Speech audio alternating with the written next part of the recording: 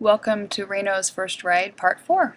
This is the last of the parts on his first ride. I'm sorry it took so long, but I didn't want you guys to miss any of the footage because all these steps in the first ride is extremely important.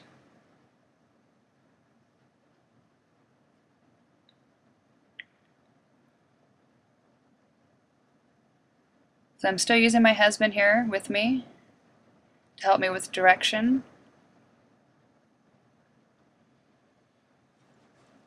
And in case I need him for anything, he can stop Reno and we can both relax him. So I'm going to go back through everything that I've taught him. I'm going to do some direction change, some one-lane stops, so I'm getting him to move a little faster.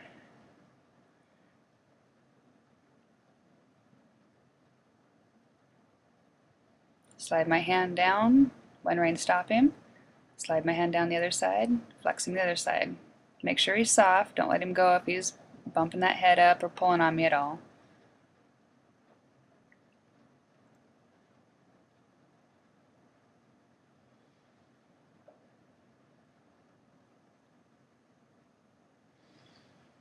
Always try to move on him. I try not to sit still on him for very long at one point. Sometimes they'll forget that you're up there and then you go to move or something and they'll jump and who knows what can happen. Like I said, it's so important to move on them this first ride as much as you can. My second ride, you know, if something would have happened and a bee came around, I went to shoo a bee away from me and I had not prepared him for all this movement, that could scare him, which could go into a buck. Okay. Right now I'm going to ask him for a canter, so I've slid my hand down in case I need to one-rein stop him. Let him go a couple strides, slow him back down and one-rein stop. I've got my hand on the horn in case he does to jump. I'm not pulling on him or squeezing on him. Ask him to go again. I put my hand down farther on the one side, that way if I need to bring him around, I've got that there. When I'm ready, I tell my husband I'm ready. We get him moving into a canter. We'll do a few more strides.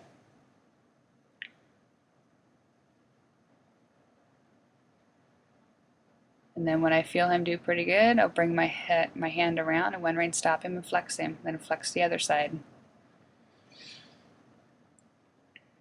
Pet on him, reassure him that everything's okay.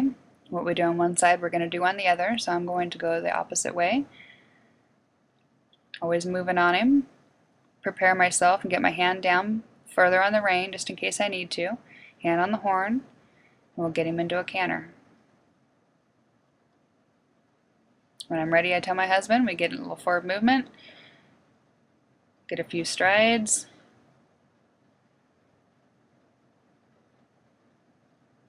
and I'll bring my hand around, one-rein stop him, and flex him the other direction. Wait until he's soft before I let that nose go. Always ask for softness. When you're asking him to flex, always ask for that softness. If not, they get duller and duller. So the first couple times I canter them, I'm going to have my husband do all the work on getting him to move. Once we can get a few strides in the canter and he's pretty good, I'm going to ask for more of that movement myself. But for the first few times, I'm going to have him help me. Once I feel he's comfortable, I'm going to move around on him in a canter.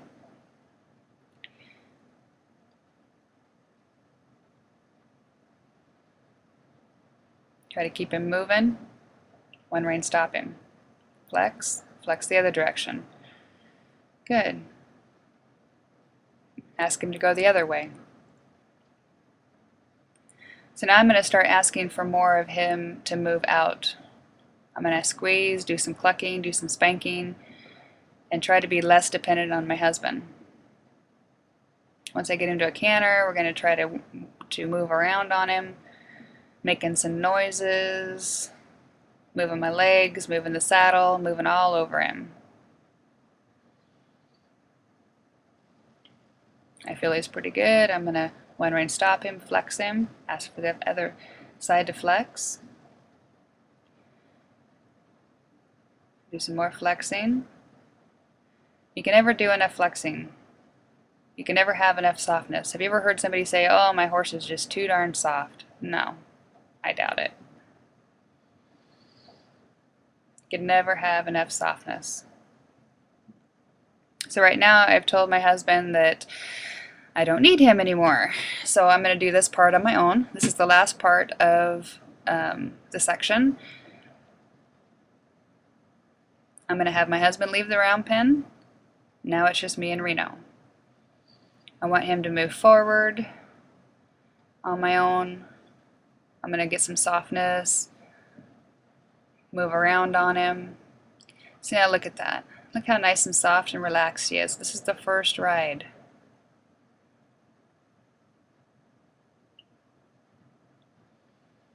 I'm going him to walk around. I'm going to change directions with him. I'm going to slide my hand down, bring him to a 1 rein, make sure I've got that 1 rein and that softness in his nose. I'm going to slide my hand down and ask for the change of direction. Slide my hand down the other way, change of direction. Now you notice I'm not pulling on him.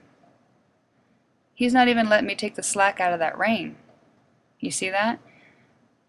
I slide my hand down. I ask him to change directions. That is so nice. You're not pulling him around. You're not pulling him around. That's why this groundwork is so important, preparing him for this first ride. I can slide my hand down that rein, and the vibration on that rein and that slobber strap is telling him what direction I want him to go. Okay? You're not pulling him around. I've prepared him for everything that we've done today.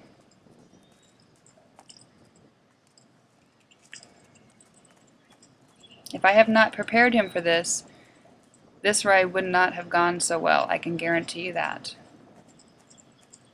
Yes, I may do a little longer groundwork than a lot of people do, but my whole goal is to be safe. I can't work if I'm hurt. This horse is for an older lady. I need this horse as quiet as possible.